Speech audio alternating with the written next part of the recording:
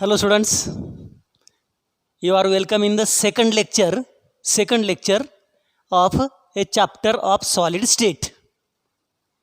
In the first lecture, what we have seen? We have seen two type of solid substances. They are crystalline and amorphous. There we have seen that in crystalline substances, the arrangement of atoms or ions or molecules is present in certain regular sequence.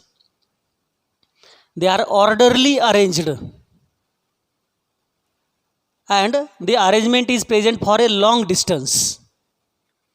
They are having sharp melting point and they show anisotropy, that is the property whenever they are viewed in different directions, refractive index is different, thermal, electrical conductivity is different, known as anisotropy. Amorphous substances are the supercooled liquids where the arrangement of atoms or ions or molecules is not present in a particular sequence. They are randomly arranged. Since they are randomly arranged, they melt within a range of temperature. They melt within a certain range of temperature. They don't have a sharp melting point and they are isotropic in nature because whenever they are viewed in any direction, their thermal conductivity, refractive index, electrical conductivity is observed to be same. That is the account of last lecture. Now in this lecture, we are supposed to study isomorphism and polymorphism. Here we are supposed to study isomorphism and polymorphism. Now see what is meant by isomorphism and polymorphism. In the last lecture also, I have given you the reference of iso. We have used the word iso for same, similar. So iso means same and morphism, morph means form. The different substances which have a same form, same crystalline structure. Substances are different, but their structure is same. Crystalline form is same, are known as isomorphic substances. For example, if we compare NaF and MgO, sodium fluoride and magnesium oxide. What is the ratio of atoms in NaF? 1:1. Here, one sodium atom and one fluorine atom is present. Ratio of atoms is 1:1. What is the ratio of atoms in magnesium oxide? 1 magnesium and 1 oxygen. So, ratio is 1:1. Since the ratio of number of atoms is same in sodium fluoride and magnesium oxide, they shows same crystalline structure and these are known as isomorphic substances. These are isomorphic substances. One more example, if we consider calcium carbonate and sodium nitrate, NaNO3, sodium nitrate and calcium carbonate. See the ratio of number of atoms. 1 sodium is to how many nitrogen? 1. How many oxygen atoms are there? 3. So ratio of number of atoms is 1:1:3. What is the ratio of number of atoms in calcium carbonate? See, calcium 1, carbon 1. How many oxygen atoms? 3. So ratio of atom here also is 1:1:3. In both these cases, the number of atoms ratio is 1:1:3. Here also 1:1:3. Therefore, the crystal structure of sodium nitrate is similar in resemblance with the crystal structure of calcium carbonate, and these substances are known as isomorphic substances. These are isomorphism with each other. Iso means same, morphous means form.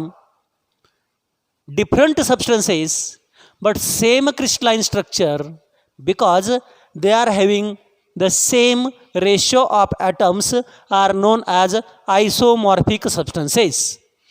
Second type of substances are polymorphic. Polymorphism. Poly means many and morphism. Poly, many. Morphism means structure. One substance but having different substances, different structures are known as polymorphism. See the difference. Here two substances but same structure, isomorphism. Two substances but same structure, isomorphism. And in polymorphism, substance is only one but it has different structures. For example, if we consider the case of calcite and aragonite are two forms of calcium carbonate. See, one substance is calcium carbonate, it is the one substance, but it has a different structure, like calcite is one structure, aragonite is the another structure. Means substance is same but structures are different. More than one structure is present. They are known as polymorphism. If we consider the case of carbon atom element, it exerts in the form of diamond. It is present in the form of graphite. These are known as allotropes. Substance is same but it has different forms known as polymorphism. In the elements for atomic state, they are known as allotropes. Same is the case for sulfur also. Do you know which are the allotropes of sulfur atom? Do you know? Have you heard which are the allotropes of sulfur? They are monoclinic sulfur. Sulfur is only one, but it has the form like monoclinic, then rhombic, means one substance but different forms, different structures are known as polymorphic substances. So this is about the two properties of crystalline substances, that is isomorphism and polymorphism. In isomorphism, two substances but same structure, and in polymorphism, one substance but two structure, or even more than two structure also are polymorphism. Now, classification of crystalline substances. The next point is classification of crystalline substances. Classification. See, we are studying the solid state, and we know amorphous is considered as liquid, supercooled liquid. They are not solids.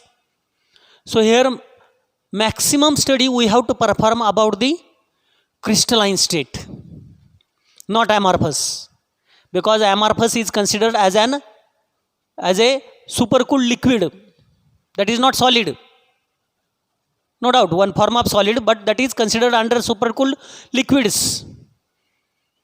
So in this chapter, we are studying maximum part on crystalline substances, classification of crystalline substances.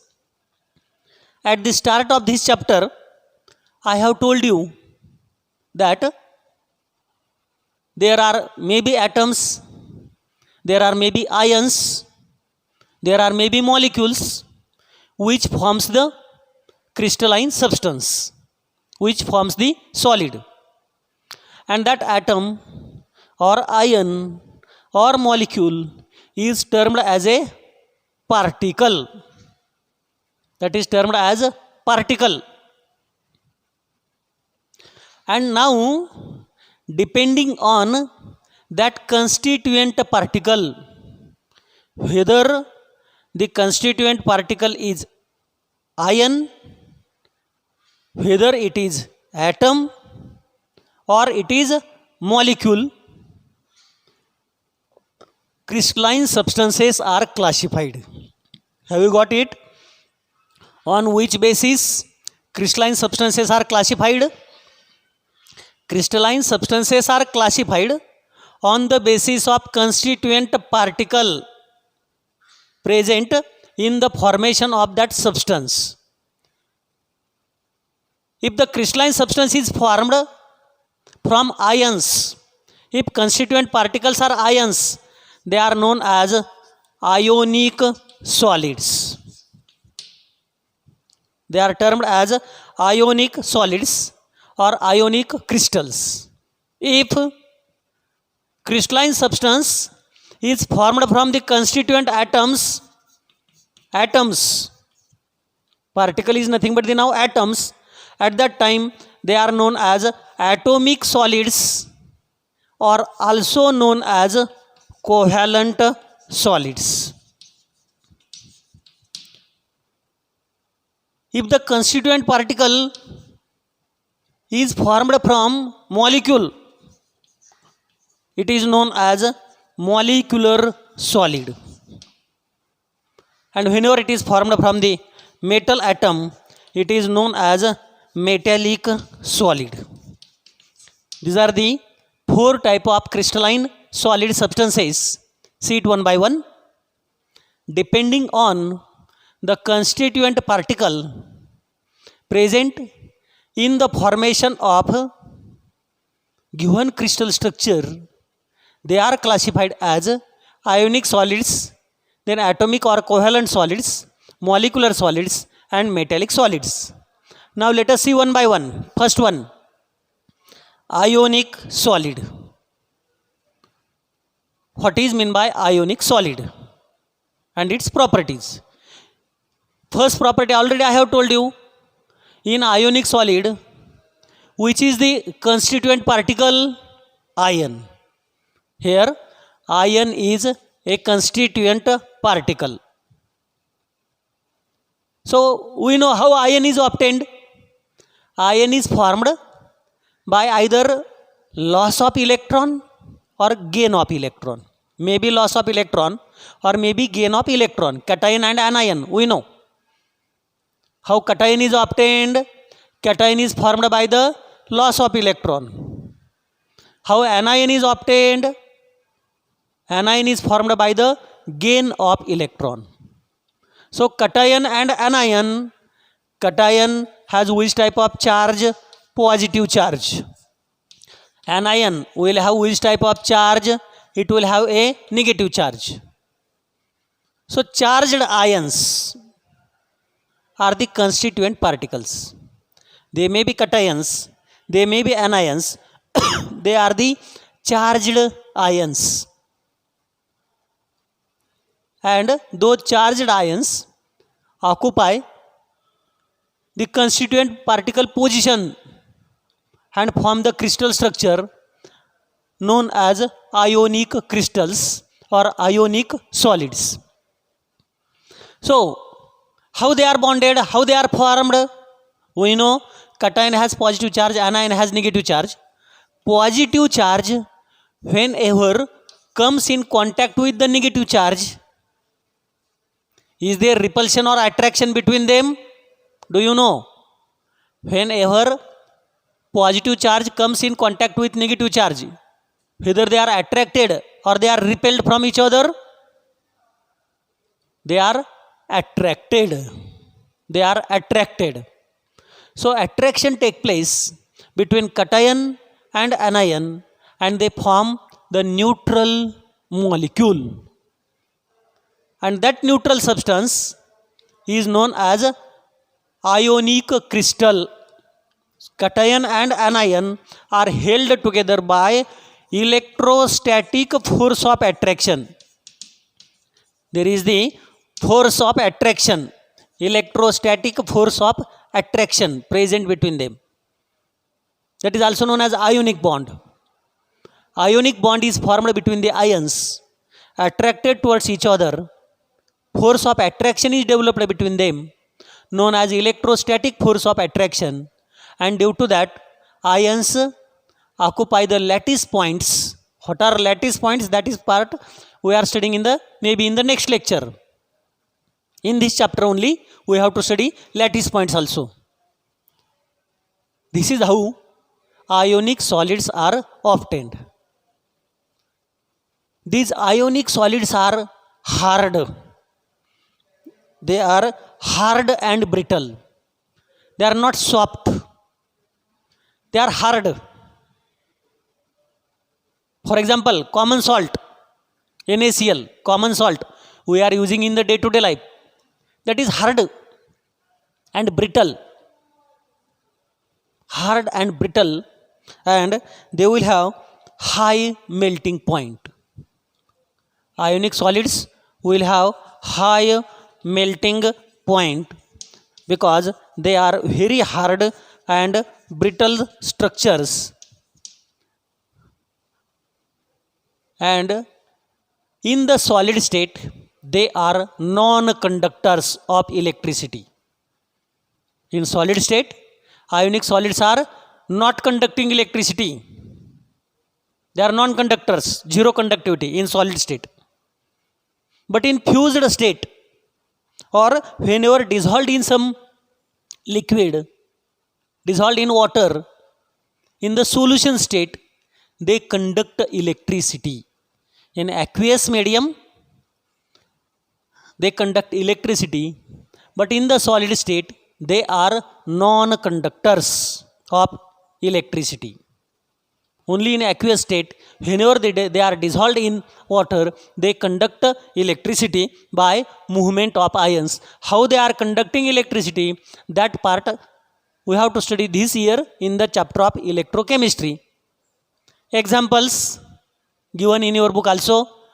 For ionic solid, I have told you one now just I have explained: sodium chloride, sodium fluoride, magnesium chloride, calcium chloride. Such a type of many compounds are there, many ionic solids are there in which ions occupy the lattice point, and ions forms the constituent particles. So with that, the first type of ionic solids we have completed. Second, third and fourth, remaining three we will see in the next lecture.